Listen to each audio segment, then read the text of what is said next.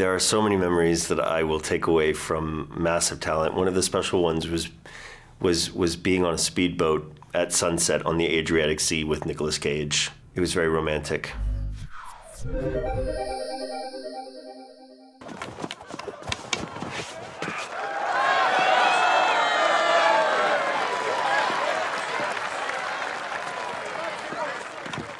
Have they told you who I am? Some dead man.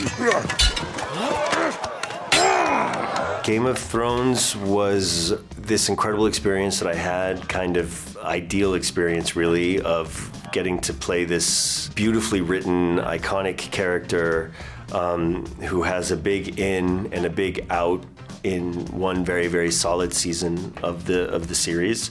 And all I can really say is I had the time of my life, and I wouldn't be sitting here if it weren't for that. One of my favorite memories of making Game of Thrones was being in Dubrovnik, which I got to return to shoot Massive Talent, in the exact same location of where I got my skull crushed in. We were shooting spitting distance away from that arena, and I got to revisit it around the same time of year that we shot that Game of Thrones, so it was like a full circle for me. It was amazing. What the hell's going on right now? It's kind of a long story. I want you. I'm a virgin. You all are. Blood-Sucking Bastards was it was the first thing that I did after I had shot Game of Thrones. That was a big, broad comedy. A lot of the conversations that I've been having is questions around feeling new to comedy and broadening my horizons. But Blood-Sucking Bastards was dip into very broad comedy, and I had a really good time. I had a really great time working with Frank Kranz, who's an amazing actor and writer-director now. And I guess, yeah, that was a little bit of a preview. All right, pal. It's time to go.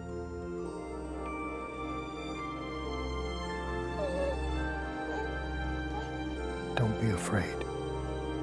The Mandalorian is another job that has been a huge game changer for me. And I don't know, it really is just something that is a huge honor for me to be a part of. In shooting The Mandalorian, there was a moment where I kind of added a line at the start of the scene. The child was sort of curious about the fire coming out of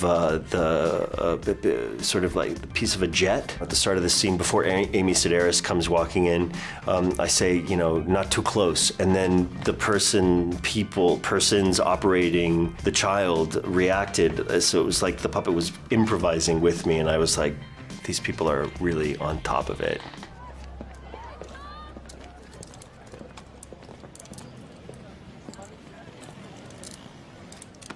Franklin Jurado. Javier Peña, DEA. You're being extradited for money laundering and racketeering. Narcos was an amazing experience. We got to shoot that in Colombia. Every piece of the first 3 seasons of that show was shot in every area of Colombia, which is a country that I love. It was all location-based, and I think that it captured that visually in the experience of watching the show. I feel like, you know, yes, the DEA chasing the cartel and all those larger-than-life characters and stories, but what I feel most proud of is the Colombian crew and the locations that were captured, and how, I don't know, that the earth of that country kind of emerged as the main character of the experience in such a beautiful way that I feel really proud of that. I love Grumpy Peña. He's gone. With the money. Your girl gave us up, Pope. We gotta get the out of here. I remember shooting Triple Frontier with friends. We were in Hawaii. I was with one of my best friends, Oscar Isaac, who made me live with him and his family. And we just had a really, really good time being badasses in the jungle. It was so cool. Life is good, but it can be better. Wonder Woman 1984 is one of the most fun I've ever had on a movie. That was an incredible opportunity for me that Patty Jenkins and Charles Roven gave me. Speaking of like broad, you know, characters, There was a very important emotional center and a really good arc to the character, but there was, I think, a lot of comedy in there as well, which I loved sinking my teeth into. I remember shooting a scene in Wonder Woman 1984, and in the instant I was like, what kind of energy do I need here? And I remembered Nicolas Cage before I ever met him, before the thought of ever making Massive Talent existed. I remember him jumping on the desk in Vampire's Kiss, kind of torturing Maria Conchita Alonso. And I remember in this scene, obviously not deciding to do that, but just remembering that and remembering that scene and his energy in that scene and just wanting a fraction of that kind of chaotic energy to make the scene that we were shooting that day work. And if all of you stand beside them, then you will burn with them!